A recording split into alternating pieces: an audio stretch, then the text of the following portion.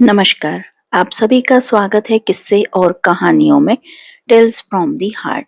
आज हम बासोड़ा या शीतला सप्तमी, अष्टमी कुछ भी कह सकते हैं, उसके बारे में बात करेंगे, जो कि बूढ़ा बासेड़ा है, जो वैशाख कृष्ण सप्तमी अष्टमी को मनाया जाता है। जो आपको यह बासाड़ी की कहानी अच्छी लगती है तो please like, share and subscribe करें और कमेंट बॉक्स में शीतला माता की जय जयकार अवश्य करें। तो चलिए शुरू करते हैं बूढ़ा बासेड़ा की कहानी। वैशाख कृष्ण सप्तमी अष्टमी को शीतला देवी की पूजा की जाती है। शीतला माता की पूजा करने से चेचक नहीं होता है। ऐसी प्राचीन धारणा है कि जो स्त्रियां शुद्ध मन से पूजन व इस व्रत को करती हैं, उस परिवार को शीतला देवी प्राकृतिक विपदाओं से दूर रखती है। इस पर्व को बासोड़ा भी कहा जाता है।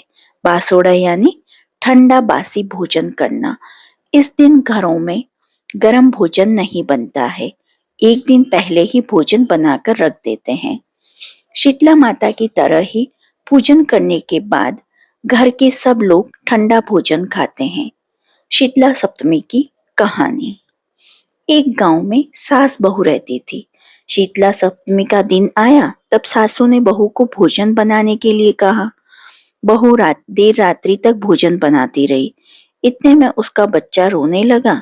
तब वो भोजन का कार्य छोड़कर बच्चे को दूध पिलाने के लिए लेट गई। दिन भर की थकान से उसको नींद आ गई और चूल्हा जलता ही रह गया। आधी रात के समय शीतला माता भ्रमण करती हुई बहू के घर आ गई। चूल्हे में लौटने लगी, जिससे शीतला माता का पूरा शरीर जल गया। तो शीतला माता ने श्राप दिया कि जैसे मेरा शरीर जला है वैसे ही तेरा पेट जले। बहू उठी तो देखा कि चूल्हा जल रहा है और उसके बच्चे का पूरा शरीर जला हुआ निर्जीव था। यह देख छोटी बहू जोर जोर से रोने लगी। वह समझ गई कि शीतला माता के कोप से ही यह हुआ है। इतने में सासू भी आ गई। उसको भी यह देखकर काफी दुख हुआ। उसने बहू को धीरज बंधाते हुए कहा, बेटी, शीतला माता के पास जा, वह सब वापस अच्छा कर देगी।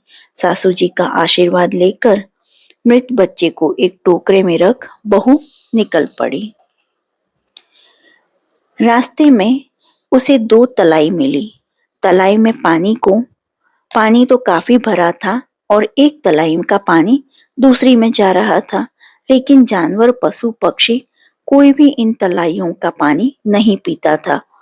भूल से भी जो भी पानी पी लेता उसकी मृत्यु हो जाती थी।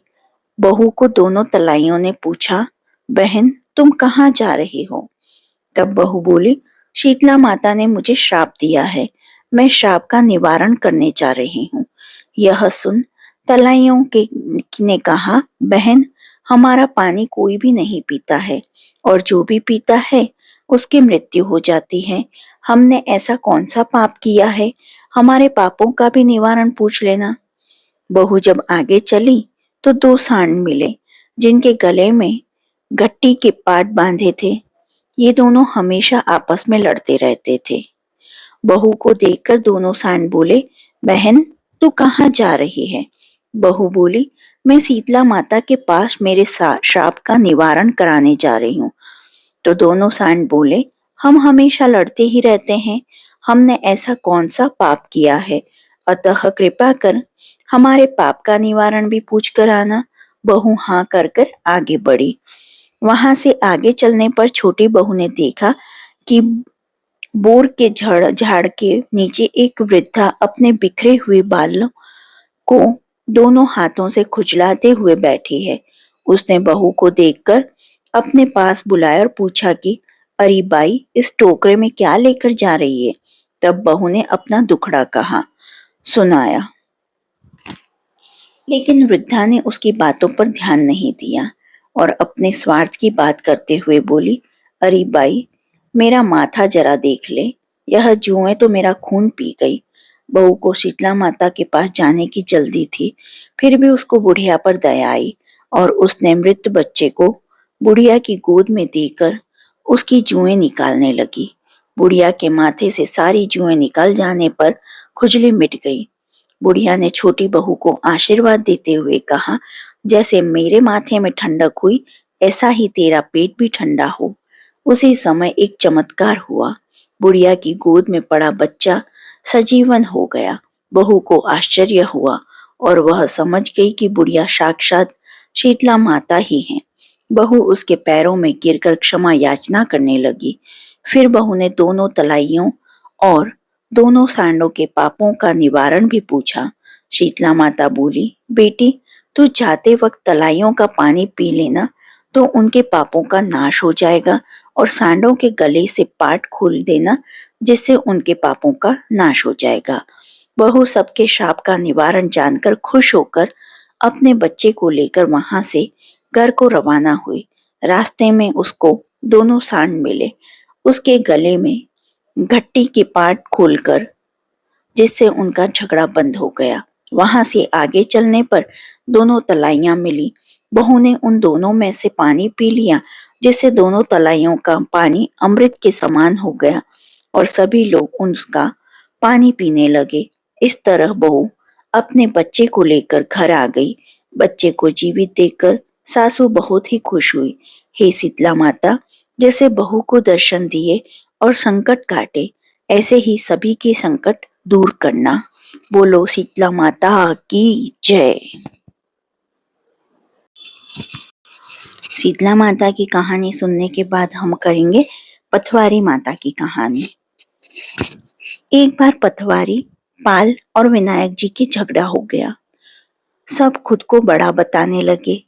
इतने में एक ब्राह्मण का लड़का आया। पाल पथवारी गजानन जी से ने उसे रोका और कहा, लड़के रुक जा और हमारा न्याय चुका। लड़का बोला, मैं कल वापस आऊंगा तब न्याय करूंगा, आज तो जाता हूँ। घर आकर लड़के ने माँ से कहा, माँ, मुझे कल पाल, पथवारी, गणेश जी का न्याय चुकाना है। तो माँ ने कहा, बेटा सबको बड़ा बता देना। दूसरे दिन लड़का वहीं गया और बोला, पाल माता, आप तो बड़ी हो, क्योंकि हर व्यक्ति आता है स्नान ध्यान करके, जाते समय पैर की ठोकर दे जाते हैं, फिर भी आप नाराज नहीं होती। ध्यान करके जाते समय पैर की ठोकर दे जाते हैं और फिर भी आप नाराज नहीं होती। और पथवारी माता, आप भी तो बड़े हैं, क्योंकि आदमी कितने भी तीर्थ कर लें, धर्म ध्यान कर लें, पर आने पर आपको पूजा किए बिना उनका कार्य पूर्ण नहीं होता, इसलिए आप बड़ी हैं।